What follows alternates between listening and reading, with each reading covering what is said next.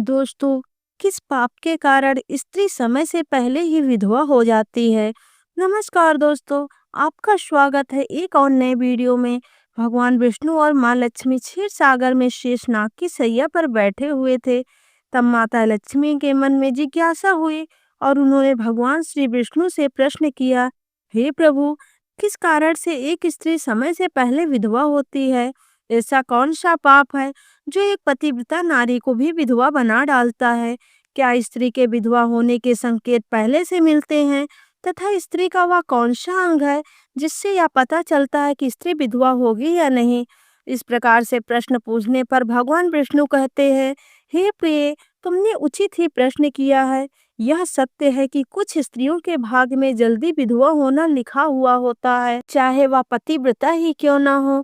किंतु एक पाप के कारण स्त्री विधवा बनती है और स्त्री के शरीर का एक अंग उसके विधवा होने का संकेत भी देता है। भगवान विष्णु कहते हैं, हे देवी, तुम्हें एक परम गोपनीय सत्य को बताने से पहले मैं तुम्हें एक कथा सुनाता हूँ। इस कथा में तुम्हें तुम्हारे सभी प्रश्नों के उत्तर मिल जाएंगे, इसीलिए इस कथा को ध्यान से सुनना। दोस्तों, भगवान विष्णु ने माता लक्ष्मी को एक अत्यंत सुंदर कथा सुनाई।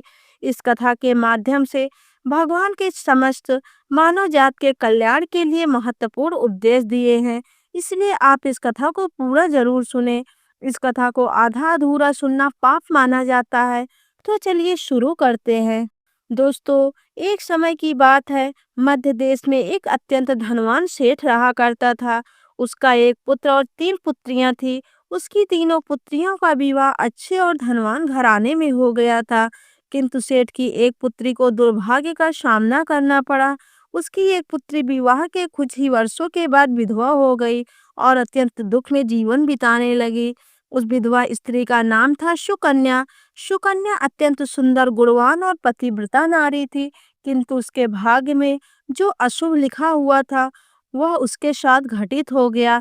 सुकन्या के पति ने विवाह के समय केवल सुकन्या का सुंदर रूप और उसके पिता की धन संपत्ति देखी थी, जिस कारण से उसे ही जल्दी ही शरीर का त्याग करना पड़ा।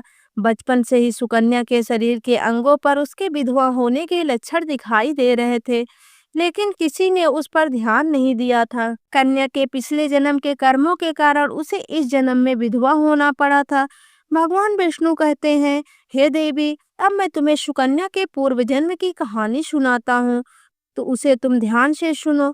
सुकन्या का पिछले जन्म में एक ब्राह्मण के घर में जन्म हुआ था। उसका नाम था कलावती।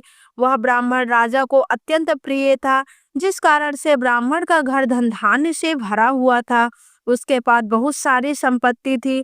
उसने ब्राह्मण बहुत ही उन्नति और गर्विष्ठ बन गया था।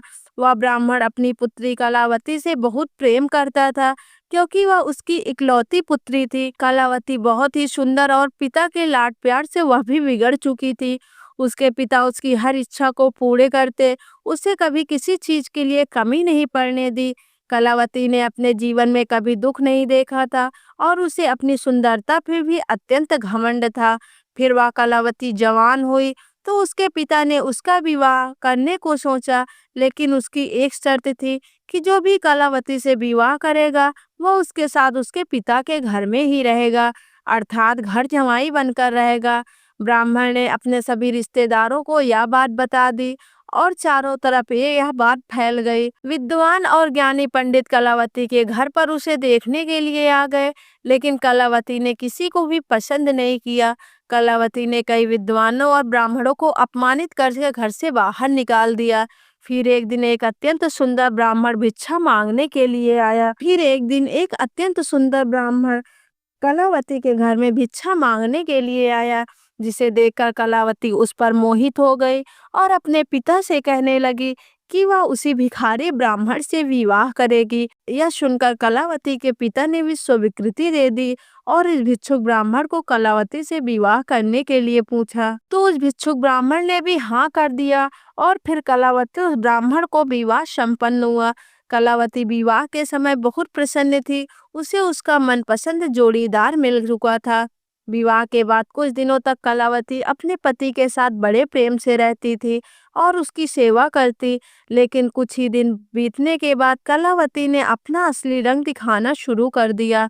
कलावती अपने पति को नौकर की तरह समझने लगी।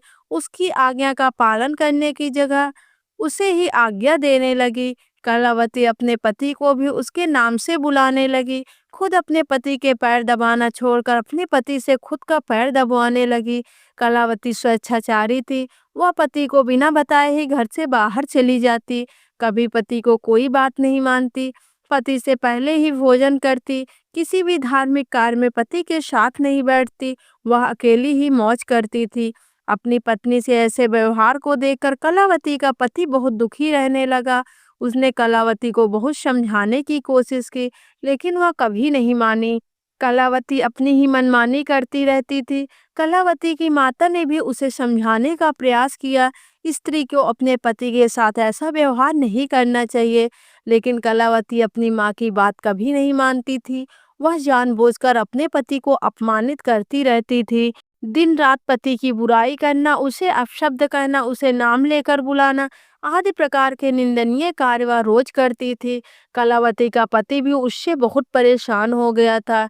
फिर एक दिन उसने विचार किया कि वह कलावती को छोड़कर जाने का निश्चय किया। कलावती का पति बिना किसी को बताए ही अपने घर को छोड़कर चला गया। उसने कलावती का त्याग कर दिया और वन में जाकर तपस्या करने लगा, क्योंकि शास्त्रों में यही कहते हैं कि बुद्धिमान मनुष्य को दुष्ट और स्वेच्छाचारिणी पत्नी का त्याग कर देना चाहिए, अन्यथा वह भी उसके पाप का भागीदार बनता है। कलावती का पति वन में जाकर तपस्या करने लगा। कलावती ने भी अपने पति को खोजने की कोशिश नहीं की और बड़े मौज से अपने घर में रहने लगी। कलावती की माता ने उसे बहुत समझाया कि वह अपने पति से विनती करके उसे वापस घर लेकर आए, लेकिन कलावती कहती, जाने दो माँ, वैसे भी मेरा भिखमंगा पति किसी काम का नहीं है। उससे विवाह करके मैंने उस पर उपकार ही किया है, लेकिन वह मूर्ख मुझे ही छोड़कर चला गया। ऐसे मूर्ख पति के साथ रहने से अच्छा मैं अकेले ही रह लूं। मैं इतनी सुंदर हूँ कि कोई भी पुरुष मुझसे विवाह कर लेगा। कलावती की ऐसी बातें सुनकर उसकी माँ दुखी रहने लगी।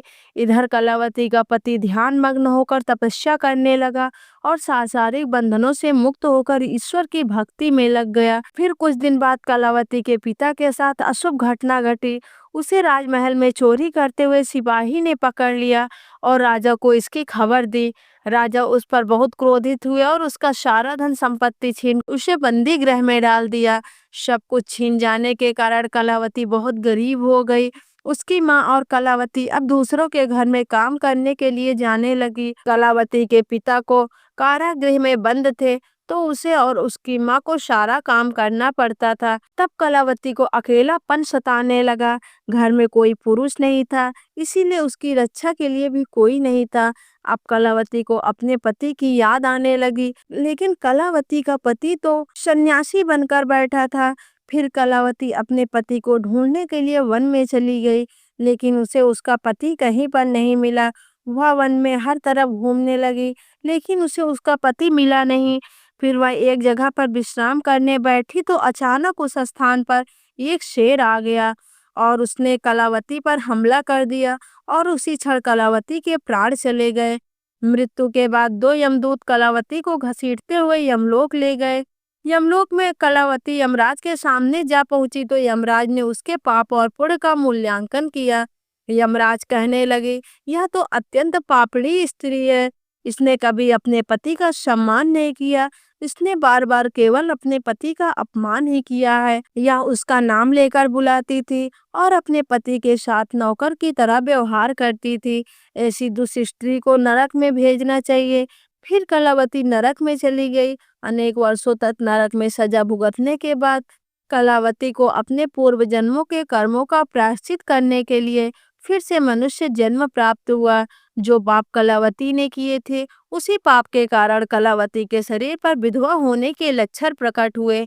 भगवान विष्णु कहते हैं, हे देवी, अब मैं तुम्हें उन चिन्हों के बारे में बताता हूँ। जिस स्त्री के अंग पर ऐसे चिन्ह प्रकट होते हैं, वह स्त्री समय से पहले विधवा होती है। भगवान विष्णु कहते हैं, हे देवी, मध्यमाया तु दीर्घा भार्या नाचिर। भगवान विष्णु ने विधवा स्त्री के लक्षण बताए हैं।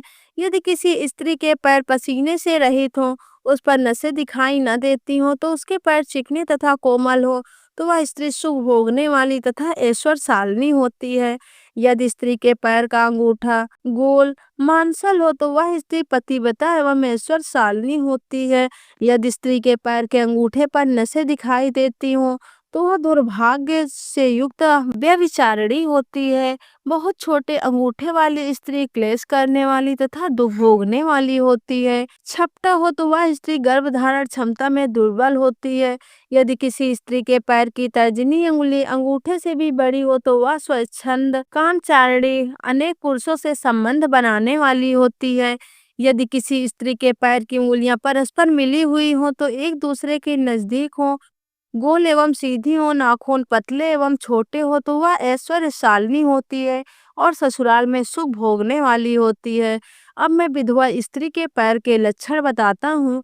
यदि किसी स्त्री के पैर का अंगूठा बहुत बड़ा हो और आगे से गोल हो, उसके नाखून टेढ़े मेढ़े हो, अंगूठे पर नसें दिखाई देती हो तो वह स्त्री विधवा होने के योग बनते हैं। यदि स्त्रियों की एड़ी बहुत बड़ी हो, वह मृत्यु पर्यंत दुख भोगने वाली होती है। और यदि स्त्री के पैर मांस रहित हो तो ससुराल के भाग्य को नष्ट कर देती है। यदि किसी स्त्री के पैर की अनामिका उंगली बाकी उंगलियों की तुलना में बहुत छोटी हो तो वह कलह करने वाली और घर के वातावरण को असहनीय बना देने वाली होती है। यदि किसी स्त्री के पैर की मध्यमा उंगली अर्थात बीच की उंगली ज्यादा लंबी हो तो वह विवाह के लिए अयोग्य होती है। जो स्त्री चलते समय पैर पटकते हुए चलती है, वह धम-धम आवाज करती है तो वह अपने पति को विनाश करने वाली होती है। और भगवान विष्णु कहते हैं, हे देवी, इन्हीं लक्षणों के कारण सुकन्या समय से पहले विधवा हुई थी। पिछले जन्म के कर्मों के कारण ही स्त्रियों के विधवा होने के योग बनते हैं। जो स्त्री अपने पति का अपमान करती है, उसका नाम लेकर बुलाती है तथा उसके भोजन करने से पहले भोजन करती है तो वह स्त्री निश्चित ही समय से पहले विधवा होती है। एक पतिव्रता स्त्री अपने पति का अपमान नहीं करती, कभी उसे नाम लेकर नहीं बुलाती और सदैव पति से एक निष्ठ रहकर उसकी इच्छा के अनुसार चलती है। उस स्त्री की कभी दुर्गति नहीं होती और वह मृत्यु के पश्चात मेरे लोक को प्राप्त होती है। तो दोस्तों, इस प्रकार से भगवान विष्णु ने माँ लक्ष्मी को अत्यंत महत्वपूर्ण कथा सुनाई। उम्मीद है आपको यह कथा पसंद आई होगी। अगर कथा अच्छी लगी हो तो कमेंट करके जरूर बताएं। वीडियो को लाइक करें, चैनल को सब्सक्राइब करें और अपने परिवारजनों के साथ शेयर करें। वीडियो को अंत तक देखने के लिए आप सभी का धन्यवाद।